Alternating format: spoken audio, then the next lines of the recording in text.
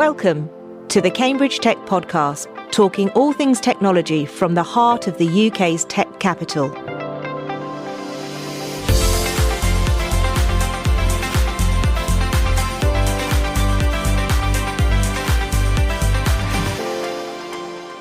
Here are your hosts, Faye Holland and James Parton. Hi, I'm James. And I'm Faye. As James said last week, he's on his jolly days this week, so let's just jump straight into the news.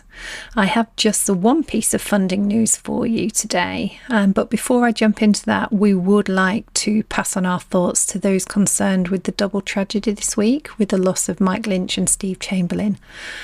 I think it's fair to say the Cambridge community has been shocked and saddened with the news of these events, and our thoughts are with their family and friends at this very difficult time.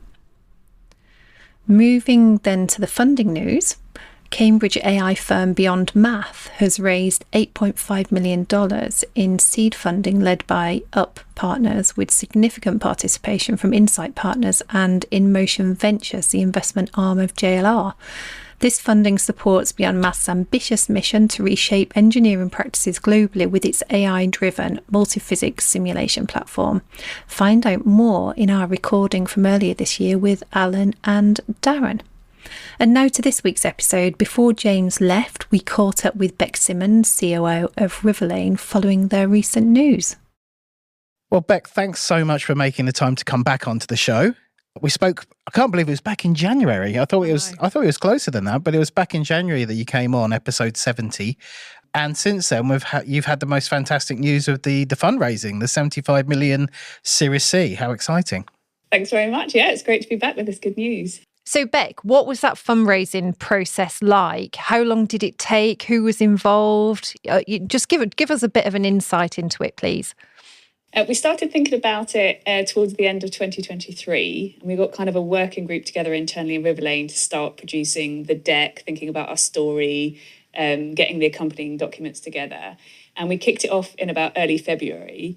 And actually, out of all the fundraisers I've done, because I've done A, B and C now at Riverlane, weirdly, this was actually the smoothest out of all of them and the quickest out of all of them. So it took kind of February through to July. So that was a bit of a surprise to us. But I think the learning for me is it's because we've got product market fit. Everyone has started talking about quantum error correction in the quantum industry last year for the first time. Everybody realised that they need it. So then we started to get inbound interest to Riverlane. So there's this surging demand for the product we've been working on for the last few years. And it was very fortuitous timing. It all kind of came together at the right time. So actually the story was much easier to sell in the nicest possible way because we had the right hook, we had the right story, we had the incoming demand. And therefore, investors clocked that quite early on. They're also, on average, we've understood, more educated about the quantum computing industry in general over the last few years. Like when I was doing, Series A, not many people knew about it. Now they know about it and they know the different parts of the stack and what they need to be focusing on. So the story was easier to tell because on average they're more educated about the quantum industry, and we had a real hook. So for me, it was actually the smoothest, still loads of hard work, of course, but the smoothest and the quickest fundraise we've done. We've heard from various investors and founders that, the macro environment is still quite challenging for fundraising, but there is some exceptions. Obviously, AI is still a very hot area. Sounds like quantum is as well. What was the reaction that you saw? Yeah, I mean, other quantum computing companies have raised over the last year as well, particularly the hardware companies. So it's still a very exciting area, obviously, to fund. And I think for Riverlane, because we are an enabling technology as part of the whole quantum supply chain, like everybody needs our bit of the stack, basically, to make their quantum computer work. Right. That also, in any industry is quite a compelling proposition. So that, I think, made our life a lot easier. Yeah, it's great to see you've got your existing backers in again, but you've also got your new partners in there too. So how's that going to work with all of those investors now involved? Yeah, it's a brave new world for us. So we, the lead investor was Planet First Partners.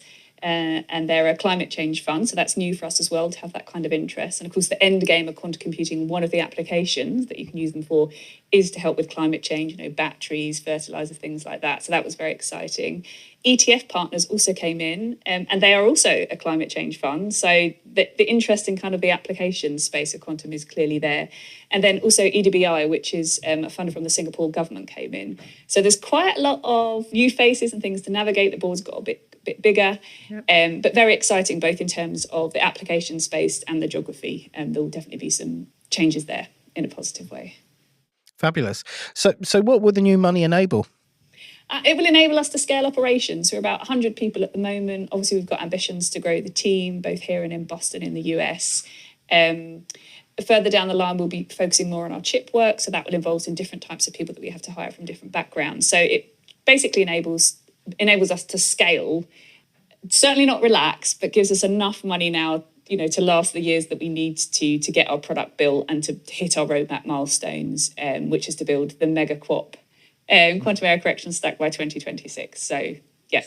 This gives you multiple years of runway then, does it, this money? Yes, absolutely, yeah.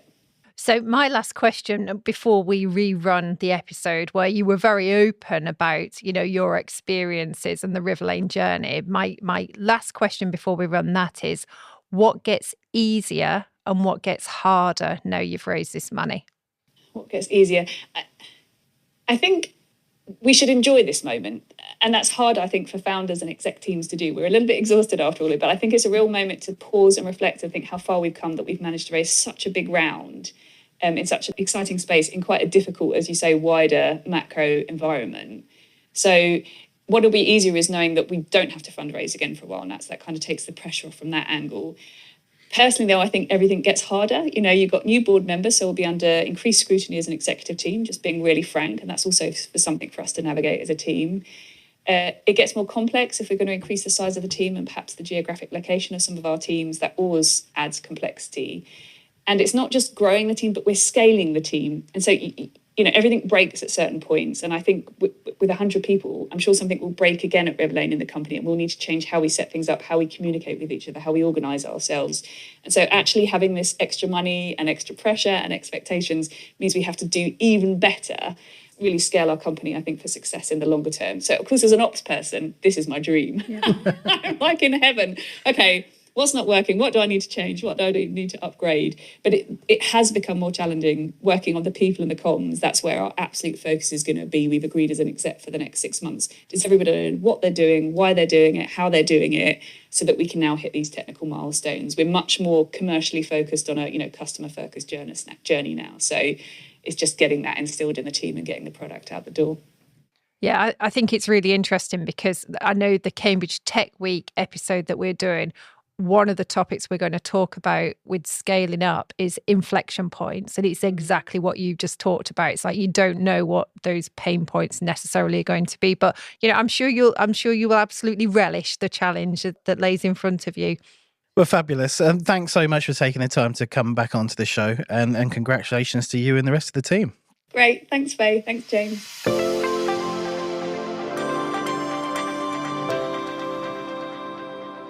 It's great to get that extra update from Bek. And now we hope you enjoy our interview from earlier this year in January. I started by asking her to tell us a little bit about herself. Hi there, my name is Bek Simmons and I'm Chief Operating Officer at Riverlane, a quantum computing company in Cambridge. Perfect. So let's go back to the beginning and let's talk a little bit about your early career and where your journey has taken you so far. I actually started life as an epidemiologist, so someone who studies disease patterns in time and space.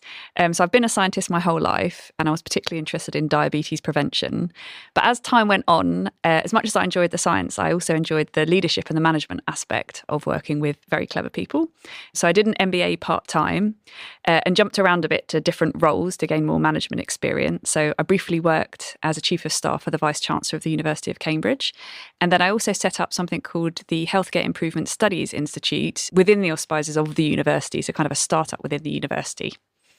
So I should have said, are you from Cambridge? Is this, or did you come and do a degree in Cambridge? What happened? I came here to do my PhD in 2004, and like many people, I never left. So I stayed. And we have another classic Cambridge pub story, I think, here, don't we, as well, in terms of how you then made the leap to Riverlane. Yes. So I was working at Adam Brooks, the hospital in Cambridge, and someone I worked with, his husband, ran a quantum computing startup. And she said, "Oh, will you meet my husband in the pub? He wants to talk to you about an operations role at his company." And I thought, well, this sounds a bit weird. What's quantum computing? I'd never heard of it. But I went along and he bought me a Diet Coke and a packet of cheese and onion crisps, which is what I like to have at the pub, and told me about his company and what quantum computing was. And it was, pretty earth-shattering for me that a technology might be able to do something like the things he claimed. And I just finished my MBA and the entrepreneurship module was the most interesting to me. And I thought, that's it. I'm going to jump. I'm going to leave the university and join this startup. And so 3 weeks later, after that pub meeting, there I was at Riverlane. Wow, that was a real leap of faith then, wasn't it, into something very different for you? Yes. Yeah. And a real pivot from like health to deep tech and quantum computer. How did you get your head around that? I think the eventual end game of quantum, one of the applications when it all works out, is human health. So you can design a drug from scratch, or you will be able to in the future with a quantum computer. So the kind of end game there was there for me in terms of the fact that I've always been interested in improving human health. But in terms of the opportunity to set up a business, to join a startup, to work with some really interesting technology with very clever people and be a leader in that space, that I think was the motivation for me to jump. I mean, we have a lot of listeners that are researchers at Cambridge and other universities, and we cover a lot of the early stage university competitions like the Chris Abel postdoc competition and the Trinity Bradfield Prize. So as an academic yourself that's made that kind of leap into the entrepreneurial world, what would be your advice to them if they're nurturing that kind of desire to go off and either start something or join an early stage company? First of all, I mean, you've mentioned a few things already. I would avail yourself of the Cambridge ecosystem because it's absolutely fantastic. And there's lots of opportunity to join networks, groups, go to talks and learn from other people who've been on the same journey. So you can gather as much data as possible to work out if it's the right move for you. So this is a wonderful place to set up a company. At the same time, I think you need to be realistic about what it will involve. So it'll be a huge amount of risk, an awful lot of change, very little sleep. The ability to roll with the punches, and you'll be massively outside your comfort zone for a few years while you get things established. So it's definitely not for the lighthearted. Not that I'm trying to put people off, but there's no getting away from the fact that it is long hours, it's difficult and changing work. So I'd also make sure you've got your support network, personal support network around you as well if you can. And it's a really different discipline, isn't it? We talk to a lot of startups and one will be the business, one will be more academic. But actually, I think the fact that you'll have done both sides of it has got to be beneficial for you as well, hasn't it? Yes, yeah. I think I marry the two quite well now. I've gained a lot of experience on the ground at Riverlane, though, while I've been there. Yeah. So let's talk about the COO role. I think you're probably our first COO that we've had on the podcast. So what does that role entail? It's a very varied role and no day looks the same. So I think most COOs will look after things like HR, finance, legal, governance, IT, intellectual property. So they'll hold the ring on all of those things, but they might have a strength in a couple of them, for example. So it's about holding the ring. But I will say I've been at Riverlane now 4.5 years. What I did in the first year as a COO is very different to what I do now as a COO as the company has grown. In what way? I think at the beginning, I was doing all the doing. So you're buying the milk, you're hiring, someone to build a website for you, you're hiring a lawyer, you're interviewing lots of people, you're writing job descriptions, you're getting your hands really, really dirty, and you're doing the job of all those people. I joined when I was employee number 9. Now we're nearly 100 strong. And so I don't do those things anymore. I've got a head of people, I've got a head of finance, I've got a head of legal, and they do the doing, as it were. So I'm now much more of the glue and I hold it all together. I know enough about all those things to hold them together. But, thank goodness I've now got the experts in place to do those function-specific jobs. And how's that growth been, from 9 to over 100, because that's only in a few years. So it really is. And we'll talk a little bit more about Riverlane as well. But, that really is exponential growth to be one of the leadership team in. Yes. It's been the most joyous time of my life, perhaps also the most challenging time to grow a company at that speed and that scale. And it all comes down to people, as per usual, when you run a business or any organisation. How to retain them, motivate them, keep them going, inspire them. At the same time, sometimes let a few of them go. How do you do that? And build a culture alongside that. That's really tough. I think internal communication, just saying the same thing again and again and talking about your strategy, which will change, is very, very important. it's so true that you need to spend as much time talking to your employees as you do to media and, everyone else externally. So what's your approach there? I mean, there's that classic politician repeat the same thing 7 times until people actually latch on to something. How do you approach that? Exactly as that, actually saying the same thing again and again. But it's hard to remember, actually, because when you're moving at speed and you're growing so fast, particularly in the leadership team, you don't always do that well. That's something we haven't done well in the past, and I think we have got better at, but you constantly have to remind yourself to do it. Because invariably, every month, there's always a couple of new starters who haven't got the history of what's happened already and knows what's happening. And also your strategy's changing almost month to month, unfortunately, in this world. And also the messaging about what you do changes. So we use team meetings, every other week to talk about that message. I go back and forth to the different offices we've got around the world to repeat that message. Now, whenever we make any major decisions, the first thing we say is, okay, how are we going to communicate this? Who is going to communicate this? When and like that, so that we make sure it becomes a habit. Mm. You talked about going to different offices around the world, and at the end of last year, an opportunity came up for you to actually move. Do you want to talk to us a little bit about how that opportunity came about and what it's been like? So we've got, obviously, our central headquarters are in Cambridge in the UK. We've also got offices in Boston and San Francisco in the States. But the quantum ecosystem is actually growing in terms of the opportunities in Europe as well, as you might imagine. Lots of governments have now got their own national quantum strategies. And in fact, Denmark is kind of ahead of the game in Europe, perhaps alongside Germany. They've just released a national quantum strategy. Novo Nordisk, the big pharmaceutical company there, has ploughed a lot of money into quantum. And it was clear it would be useful to have someone on the ground there that might be able to create some business development opportunities, but also look ahead to potential building recruitment pipeline. And perhaps unusually for a COO, although I like and can run the internal stuff very well, I'm quite external facing for a COO. So I'm an extrovert by nature. I like getting out and about and meeting people. I don't want to be stuck in an office all day. And I had previously lived in Denmark as a visiting professor a few years ago in my old life. So I volunteered to go. So I moved there last November. So I live in Copenhagen, and I'm just on the ground every day, meeting the ecosystem, trying to build opportunities. And also if we win a grant there, which we're hoping to, then I will build and recruit a team here as well. That is so exciting. But is it just a tad? I know you've got some legacy of being there, but is it a little bit daunting as well?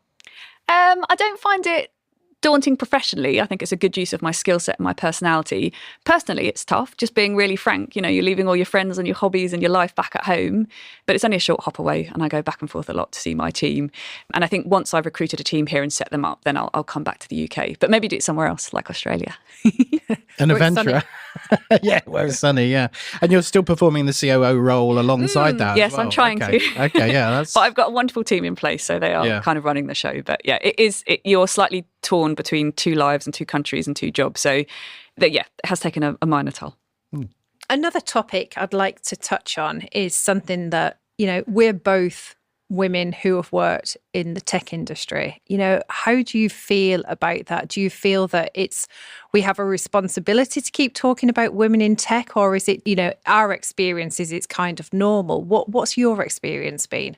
I think my experience is mixed. So obviously you and I can look around and still see that there's not enough women in tech. That's particularly the case in my field, right, of deep tech. And what we've done is inherit a problem in terms of women, taking science A-levels and doing maths, chemistry, physics or engineering at university. And that plays out in terms of the type of people we can recruit. So we're running at about 30% women in Riverlane, which is unusually high. I think most tech firms are running more about 20%. But obviously I'd like that to be higher to represent the population. That does become discouraging after a while. And I often say the side kind of industries I work in as well, like when we pitch to investors, I most often pitch to men. So that can become discouraging and a bit depressing. On the flip side, I would say after 4 years at Riverlane, this is the most open and inclusive environment I've ever worked in. And there's tons of opportunities and problems to solve. And we need people from all different types of background. So I would say to women, come on in. Let's just crack on and get these problems solved. These spaces are dynamic, they're moving, they're inclusive, they're open. So I actually think it's a wonderful place for women to shine. So I would encourage more of them to come in. When we were chatting, when we were prepping for this conversation, you made a point of talking about class, which I thought was really interesting. And I can't maybe empathise on the female entrepreneur side of things, but I can on the class side of things. So I'd love to get your perspective on that, because you were quite passionate about that when we were chatting. Yeah, I would say I'm perhaps more passionate about the class issue than the gender issue, which might be a little unusual. So I come from a working class background in Brighton. My dad worked in a factory. My mum was a playgroup assistant when I was younger. And I went to a bog standard state school, didn't send many people to university. And that has had an impact on how I live my life and the values I've got, actually. So not only the kind of very hard work ethic, putting the hours in, but also not taking anything for granted. My dad was often under threat of redundancy, and that slightly overhung our childhood a little bit. So not taking anything for granted is a great skill to have in a startup, because you can't take anything for granted. But also it gives me ability, I think, to talk to people from different backgrounds, to make everyone... I know my accent doesn't sound like it probably did when I grew up in Brighton. I've been to too many posh universities. But I worked hard to get there, right? And I tried. So I think I have had this kind of... I've got a management coach, and she would say a kind of working class chip on my shoulder for a while, where I always bring up to kind of excuse something. But actually, I think I've moved beyond that now and see it almost as a superpower. And I do have that kind of warmth and ability to interact with people from lots of different backgrounds, which makes my job much easier to be able to do that, I think. Yeah, I mean, I just thought it's noteworthy because it's nothing that ever seems to be talked about, especially in tech. I know. Never comes up as a subject, which is weird, really, because... It is, but in some ways that might be good, because is it kind of equalising some ways tech that, British people, you can kind of guess what class they're in automatically. You do it subconsciously. Yeah. Actually, now you said that, I don't know if I do it in tech. I know if they're a VC, right, because of what they're wearing, but... Aside from that, maybe it isn't such a big issue in tech, actually. But for me, in terms of informing the values and the way I want to work and the risks I will and won't take, I think it's been actually very important for me. I mean, you've had a really successful academic career, so I guess you've excelled in everything you've ever done. But that working class chip on the shoulder thing, where that comes in for me is that imposter syndrome thing, where sometimes you find yourself in a situation you think, oh, maybe I shouldn't be here. Yes. I certainly had that when I was younger, particularly when I went to Oxford, which, of course, people from my school just didn't go there. Yeah. And so you did look around thinking all these well-spoken people and the confidence they had, which I certainly didn't have when I started. But that has grown over time. I can honestly say now, I think it's important to say, particularly for women, I don't have imposter syndrome anymore. I think I got the A-levels, someone external marked them. I got the degrees, so that's objective proof that I must be quite clever and can work hard. I've never been sacked from a job. I keep getting bigger and better jobs. Maybe the fact that I'm even having to say that makes I've still got a little bit of imposter syndrome. But it's that English working class thing about don't brag, don't blow your own trumpet, be humble. Yeah. But I'm still very cognizant that more junior members of staff, particularly women that I work with, still do have that, and that's something I think the fact that I now inhabit myself and my skills very comfortably, I can help coach others through and see that you can move beyond that, and it doesn't have to be a thing always, because it's certainly not for me anymore. Interesting. Yeah, I'm glad you brought that up. It's the first time we've talked about that.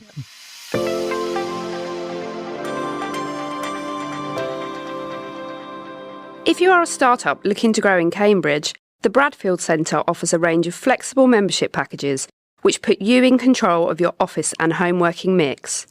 There's a vibrant, collaborative atmosphere, on-site cafe, plenty of green outside space, and regular member social events. We also offer a range of high-quality meeting spaces for hire, and for tech event organisers, our auditorium, lakeside pavilion and atrium spaces are perfect to bring your communities together for in-person and hybrid events. For more information, visit bradfieldcentre.com or call 01223 919 600.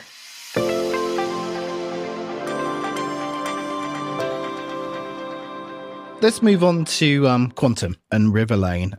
Quantum's featured regularly on the podcast, and Faye and I always use these conversations as a learning opportunity, don't we? And you've promised me that you can explain Quantum in ways that we'll be able to understand. So why don't we start off with the Quantum opportunity and what you see ahead of us? Yeah. So you don't want me to explain what a quantum computer is? You know that, you're fine. I would go back. I would go, for listeners' benefit, I would go through everything. That's our caveat, right? This is for the listeners. It's not for us. No, right, yeah. Okay, so a quantum computer is a special type of computer that can operate at a speed and complexity for certain problems that classical computers, or the laptops we sit at, just couldn't do. And in particular, normal computers, as I will call them, store and process information using things called bits. So they store information as zeros or ones.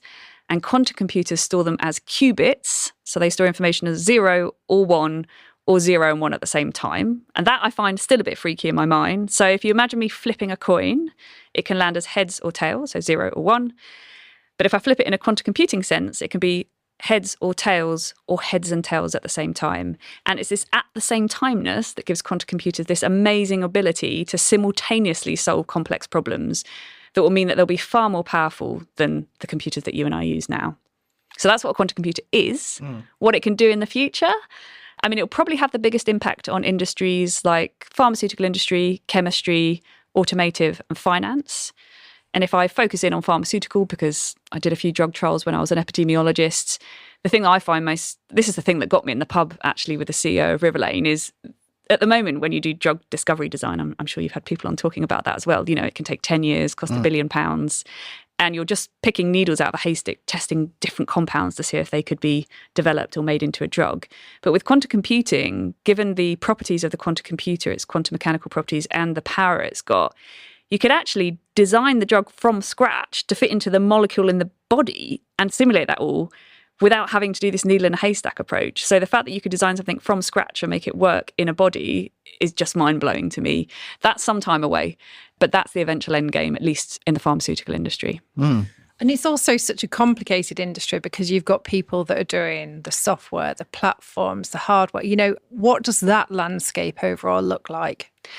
I think very simply, if you think of the quantum computer stack going from the bottom to the top, so you've got the hardware at the bottom, so the bits in a classical computer and the qubits in a quantum computer, then you go up to the middleware, the software, I'll call it, and that's the bit we do, which I can come back to.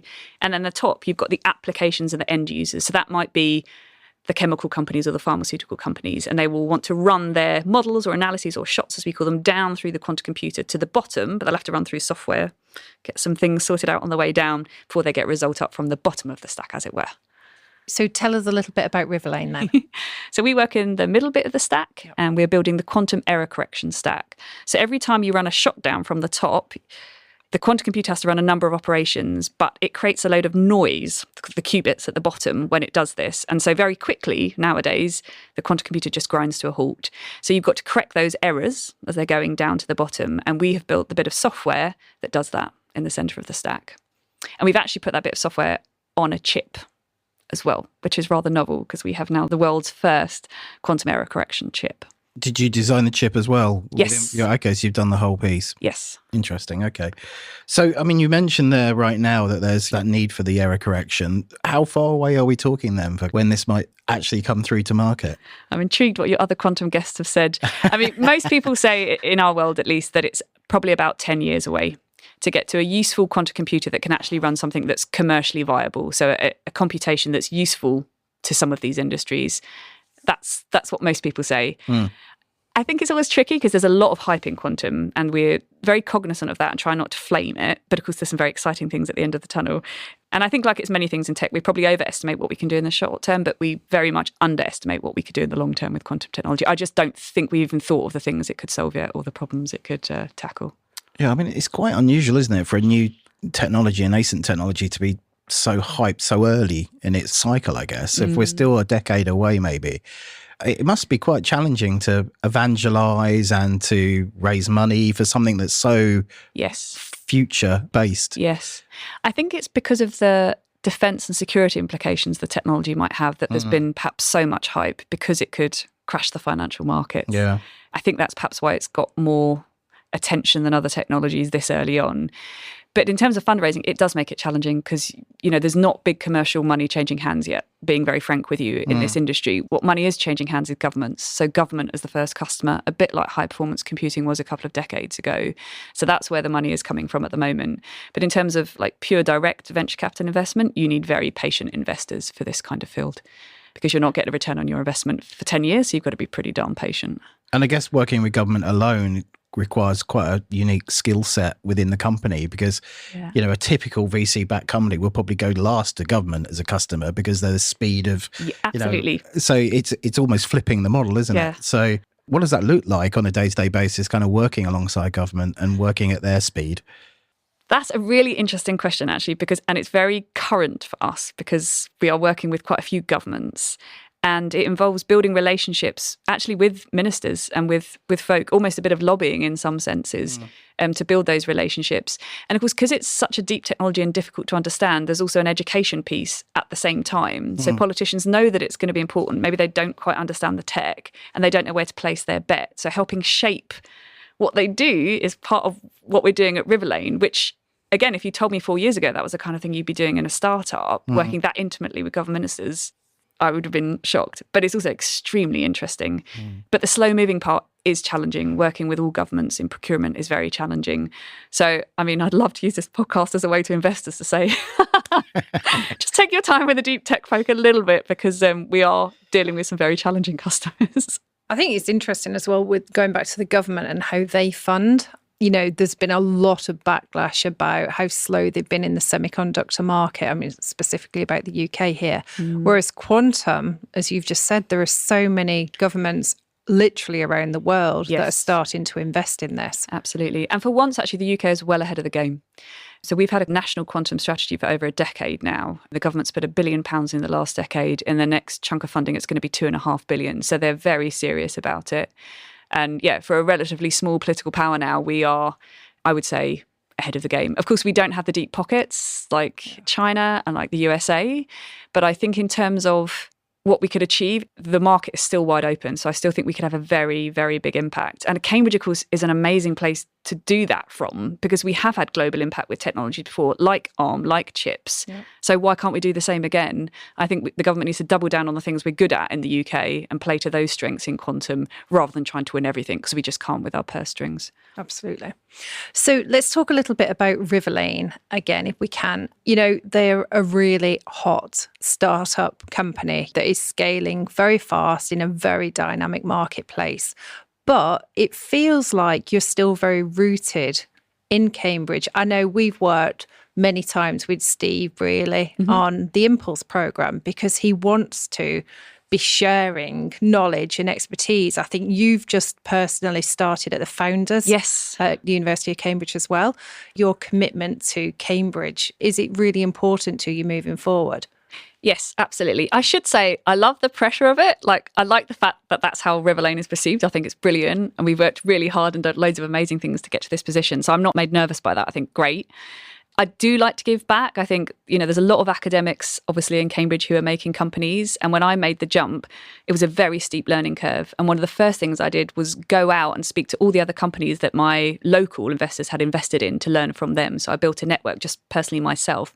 And of course, the university, Cambridge Enterprise, this new Founders programme, there's even more kind of off-the-shelf stuff now you can jump into to get the experience. So in that sense, I think it's an amazing place to start a potentially world-changing business with all the innovation and fantastic things that are happening here. So yeah, for me, I want to give back because I know how hard those first few years were. So if I can mentor someone or teach them something that gets them there quicker with less sleepless nights, I would love to do that. Yeah. And it must help for recruitment as well and, you know, just positive brand awareness, mustn't it? Yes. Yeah. And I mean, you touched on company culture. I'm guessing it's a very engineering and scientific heavy company. Yes. So what does the culture look like? And are you trying to create that sense of, you know, a high velocity startup, the excitement that comes with that, against that backdrop of like some serious heavy engineering work? You know, how do you balance all of those things and create a culture that's going to attract the top talent from around both the UK and internationally? I think it's understanding how engineers and scientists work and then creating an environment, both physical and mental, that can help them shine. So that, having previously been a scientist, helps in that sense. So this kind of tech bro, I don't know, pool table culture, it's not going to fly. Yeah. We're far too nice and kind and fairly serious in some ways, actually, at Riverlane. So that was never going to work. Yeah. But I think giving people or giving scientists a difficult problem to solve and then letting them get on with it with a few constraints around the edges is the way to encourage these people to do their absolute best. So flexible working hours, wonderful office environment where there's lots of space and whiteboards to do problems together, a very deep snack jar, very deep, is very important. And freedom, I think, but with the support there. And I think we've done really well at that, actually. Obviously, Steve started the company, his early hires, that does set the scene for the culture. It does iterate over time. And we've tried to, pay that forward. So the kind of kindness, the openness, the supportiveness, we're collaborative, that we've managed to make that continue. I should note at the same time, so our team is very diverse. So we have a lot of neurodiversity, as you might imagine, with some of the academic disciplines. We have quite a lot of dyslexia, interestingly, and how you can help support those people to shine in our environment is something I think a lot about as someone who's normally in charge of people. So we have learnt some lessons along the way, but a lot of us are ex-academic. So we're kind of that nice halfway house between being a massive commercial company making billions, do you know what I mean, and academia. And so we've landed somewhere in the middle, and I think it works really nicely. And also, I should say, as we've got more money, we've hired more ex-commercial people. So we've got people from Arm working for us now. We've got people from Microsoft Research up the road. So they have brought their own culture in and expertise about working in a slightly different environment where delivery might be more important than it is in the academic environment. So making those two worlds meld together has been an interesting journey. Which can also get you on the road to scale. Yes. As well. That's a vital thing, isn't it? Yeah. Okay. We started to touch on some of the special qualities of Cambridge. I mean, you've been in Cambridge for a long time. What is your perspective on Cambridge's cluster and its growth potential over the coming years? I think it's the best place in the world to do a startup. I do. I think you've got... There's the headline. Yeah. I think you've got everything you need here to do it. You've got a world-class university, pumping out amazing graduates in lots of different sciences. You've got all the support networks you just mentioned from different parts of the ecosystem. Just more boring stuff, but it's very practical to me. London is 45 minutes away, and I'm still there every week meeting people when I'm not in Denmark. Stansted's really close. Do you know what I mean? Yeah. It's a really nice and easy place to live. You can cycle around to all your meetings in Cambridge, and you've got class talent just in the city, and you've got examples like Arm of being able to scale globally from this place. And the reputation of Cambridge University as a brand in itself, of course, is global. So for me, there's no better place. Once I go back home, I will be staying in Cambridge. So. And the other thing I like about Riverlane is it's not just about Cambridge. You're you work with lots of universities all over the place, the UK and beyond. So I think that's really positive too. Yes, yeah, absolutely. Although we are Cambridge Centre, we've obviously got a global outlook. The market is global, but I think it's a good base to go from. And you mentioned Arm there and the fact that you've got the on-chip error correction. So have they been a reference for the kind of business model that you guys are following now with that kind of IP licensing model? Yeah, it's certainly something we're looking at. I think the business model for quantum isn't quite yet defined. I'm not quite sure how it's going to play out, but it's we're learning a lot from Arm. So Jamie Urquhart was the mentor of Steve Briley, our CEO. Of course, we have lots of connection. Herman Hauser's invested through Amadeus and sits on our board. So we have very strong Arm connections. And I think as we develop our chip further and work out the IP and the business model around that, we will be, leaning on our colleagues there to help us. Absolutely fantastic to hear your personal journey and your updates and to find out a little bit more about Riverlane, and we'll certainly be watching on. Great. Thank you very much for having me. Thank you.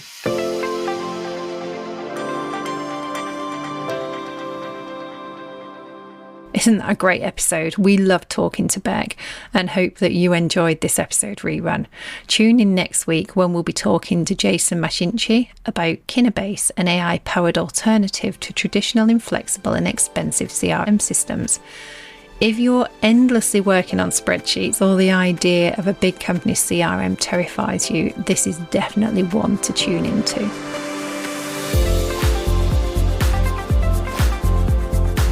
Today's show was produced by Carl Homer of Cambridge TV and supported by our media partner, Business Weekly. The Cambridge Tech Podcast is available on all major podcast platforms and on cambridgetechpodcast.com. If you've enjoyed this podcast, please give it a 5-star review. It will really help others discover the show.